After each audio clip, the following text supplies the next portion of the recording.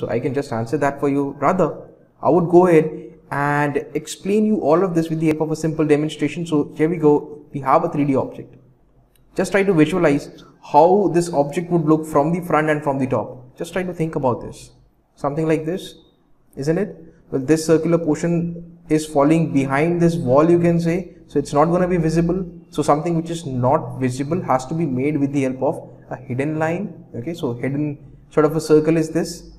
Then you have this edge over here. This edge is also not visible. There is an edge over here also which is not visible from the front, and therefore you need to make hidden lines. So guys, you can clearly see both in the front and in the top there are a whole lot of hidden lines, and hidden lines are really a headache, you know. I mean, can things be made much more simpler? Well, the answer is yes. It can be made simpler, and that can only be done with the help of a section view. What we'll do over here is something like this. Watch this. This is a cutting plane, and it passes through the center of the object. Okay, the object is symmetrical, in fact. It passes through the center of the object, and the next thing that we'll do is remove this portion of the machine element which is in front of this cutting plane, and it's going to look something like this. Please watch this carefully. Here we go. Okay, now guys, this is a section, and this section is obtained from the front. So you'll see this in the front view also. Okay, this part over here, this point corresponds to this point over here. This point is this point, this over here, this over here, and you can keep going on and on. Now our task is to make this section, and it would look something like this. Okay, now this figure over here, this view over here, is far better to interpret than the previous one, which had a whole lot of hidden lines. That's why the main need of a section view is to eliminate the hidden lines and reveal the internal features of any object. So you can answer simply by saying that to reveal the internal features of an object, we need to do the section, or we need to have the sectional either front view or the sectional top view. So this basically is what I will refer to as the sectional front view. And let me just go ahead and tell you the reasons. It's very easy to dimension also. So the first reason is reducing or eliminating hidden lines. Hidden lines are a headache, let me tell you. It's really difficult. For if I give you this drawing, okay, the previous drawing which I had, which was showing hidden lines, it would get very difficult for you to interpret how the object really looks. Okay, but if I show you this sectional view, you will be much better placed to understand as to how the object is oriented, how the object really looks. And the second reason being, it reveals the cross-sectional shape. So this sort of can be referred to as a cross-sectional shape. So this is the entire idea of having a section view, to eliminate the hidden lines first of all, and then secondly to reveal the internal details, to reveal the internal features of any machine element or of any object. So here we go. Some common terminology that you must get acquainted with. Number one is the cutting plane. Well, obviously it's an imaginary cutting plane which is going to pass through the solid. Okay, so something like this, that's the cutting plane, you can say, and that is the section, you can say. And this is the cutting plane over here. This is the section lines, these blue colored lines, sort of inclined lines, also known as hatching, or a hatch, you can say. The process of obtaining a hatch is called hatching.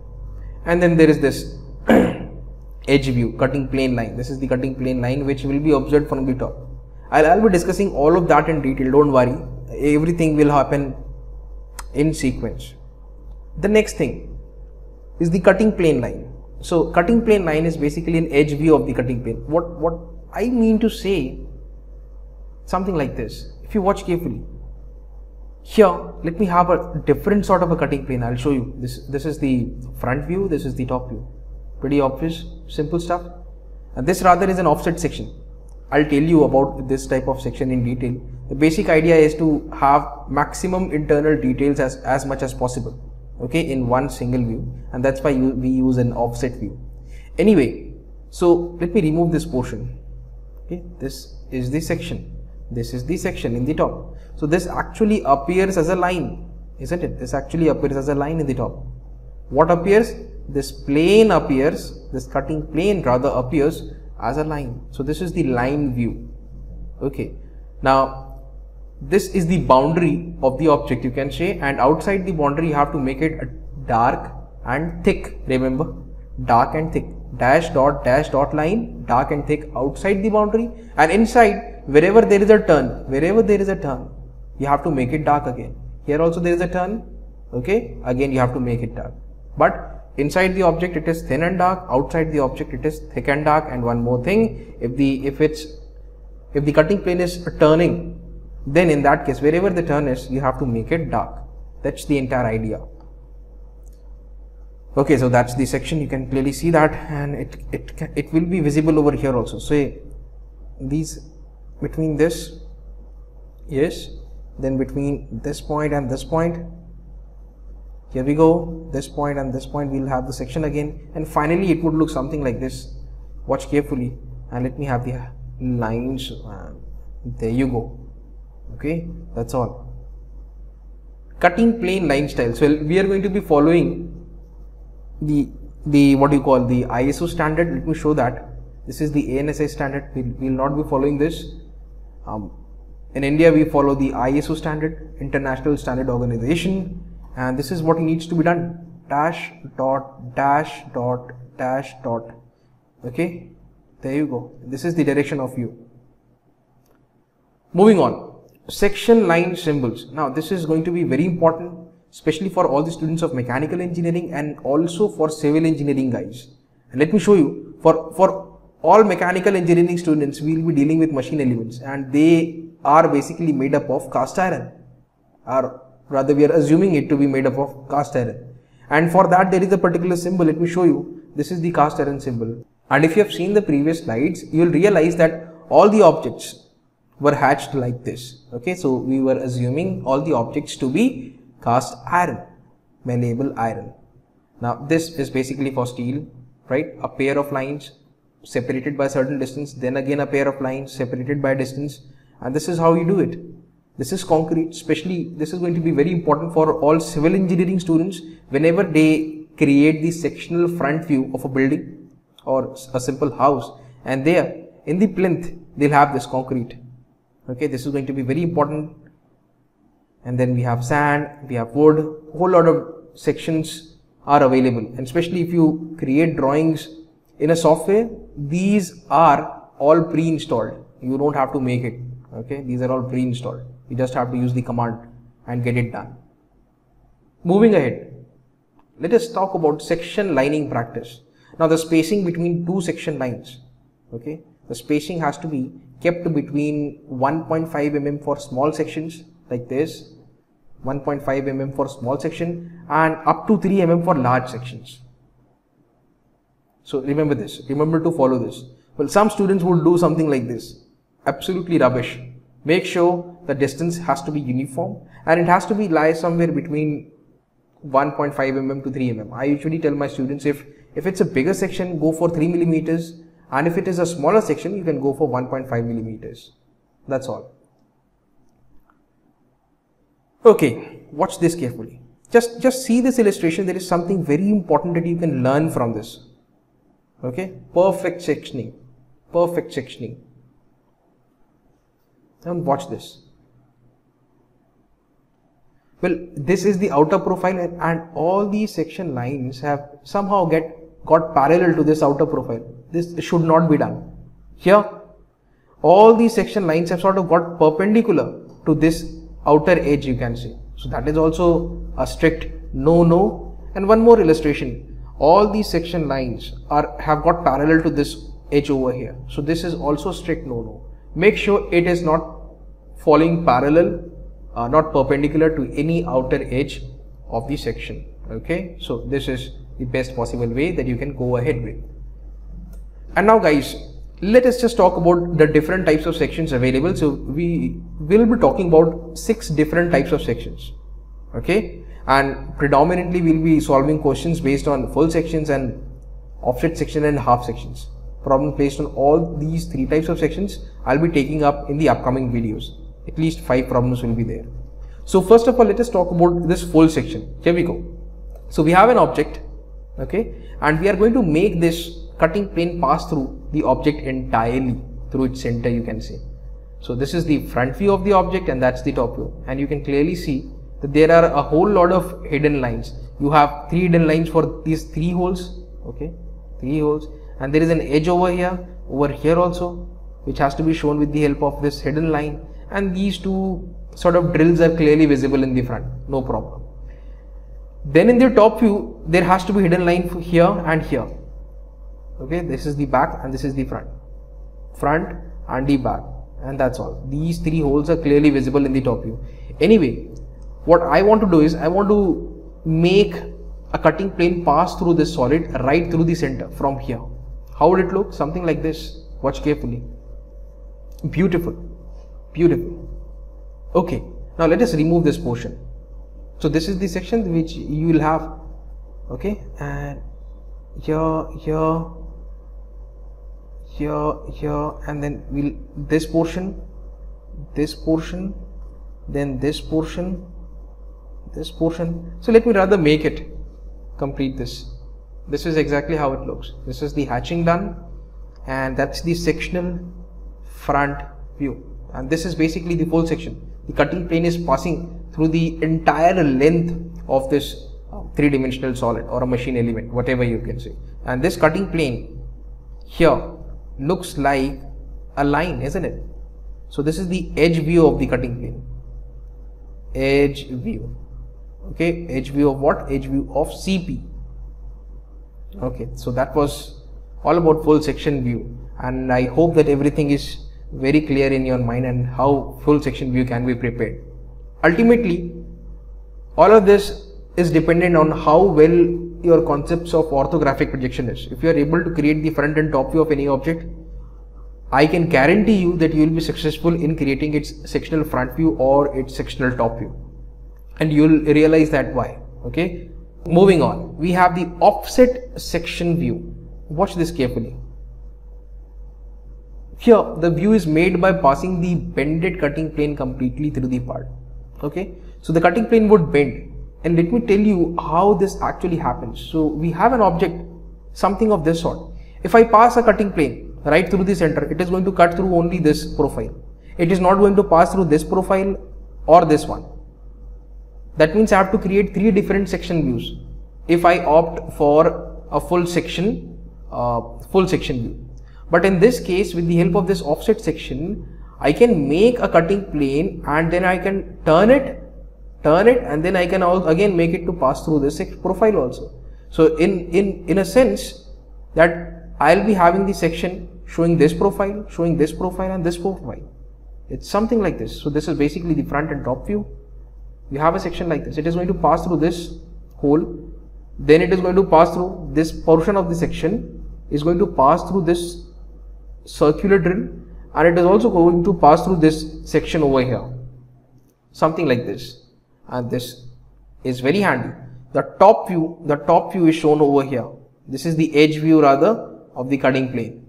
This is CP, okay, and its edge view.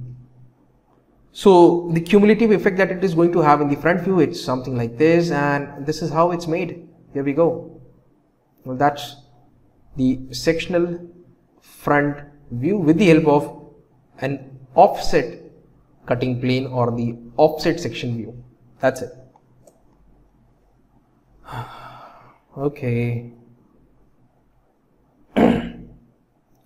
What about half section view?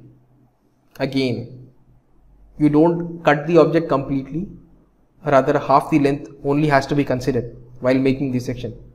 Let me demonstrate. So this is the object. We are going to make sure a cutting plane passes through this, not entirely, but something like this. This is the front and top, something like this. This is half section, you know. This is half section. Half of the cutting plane, half of the cutting plane. And this is the quarter portion, very important. So when you do the half section, you only have, in section, you only have a quarter portion of the solid. So now watch this carefully. Let me remove this portion, and this is what you are going to see. Okay, let me set the direction of view. This is the direction of view. This is the direction in which we are viewing. So somewhere here, over to the left of the axis, we'll have this section. So this is basically a half section view. Okay, moving on. Very interesting, broken out section.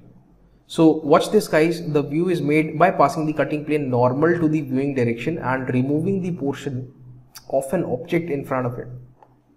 Okay, so here is an illustration. So what we'll do is, we'll create initially the front and top view. Done, no problem.